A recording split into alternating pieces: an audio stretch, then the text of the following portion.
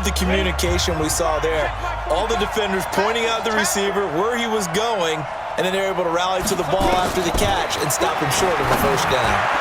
Now they go for it on fourth, but this one is going to wind up incomplete. The Saints' decision to go for it backfires.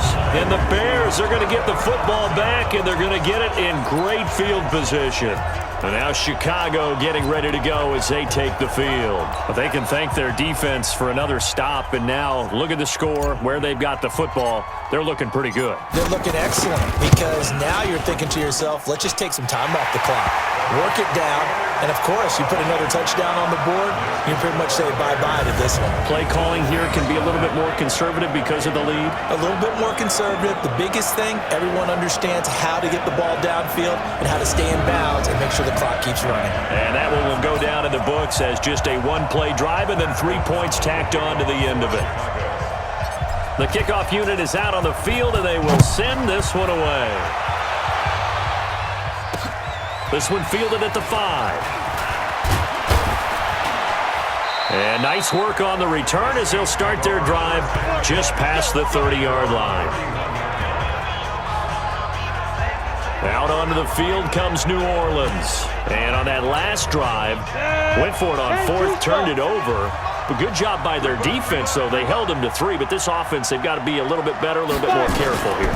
And sometimes when you see these calls on fourth down, when they decide to go for it, it's not necessarily the coach saying, I believe in my offense. Sometimes the coach saying, I believe in my defense. I can afford to go for it here because if we don't get it, I don't think we'll give up more than 3, and that's exactly what happened there. You think that factored in? I do. I think that he had that in his mind going in. Trying to get it to Thomas, and it's intercepted. Picked off at the 39. Then his crew will take over with a football at the 35-yard line. He was trying to hit Thomas that time. Partner, we always talk about possessions being at a premium in these games, and now in this situation, throwing an interception here when you have to claw your way back in, that one's going to hurt, and in a big way.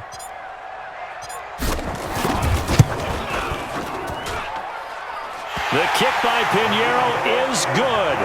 And the lead extends. It's 15-0. So yet another field goal to end a drive. That has been a very common theme. He's now hit 5 of them in this game. Yeah, Brandon, as an offense, you hate that you've had to call on your kicker so often, but you have to love the fact that time and time again, he's come through. Out is the kickoff unit as they run up and send this one away. This one taken from the 7. And he'll take this up past the 20 and down at the 22-yard line. The Saints offense on the field ready to get their drive started. And following the interception, just any interception, are you a little bit more cautious when you start that next drive? Under pressure, and he's going to go down. Tannehill sacked. Khalil Mack in there to bring him down, and that is sack number 17 now on the season.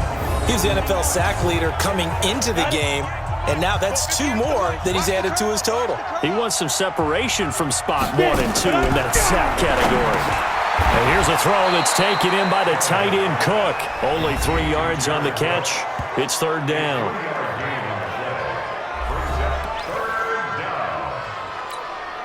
The Saints on 3rd down. They've converted just 2 for 6 thus far. This is going to be 3rd and 13.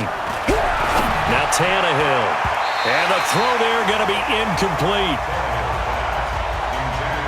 Certainly looked like they were getting ready to convert there on 3rd down, but what an effort to get his hand on that one, knock it away, and brings up a 4th down decision. Here's Tannehill. And this is going to be incomplete. Boy, it looked like he had it and dropped it. And, boy, possession here turns over with the football already being in the red zone.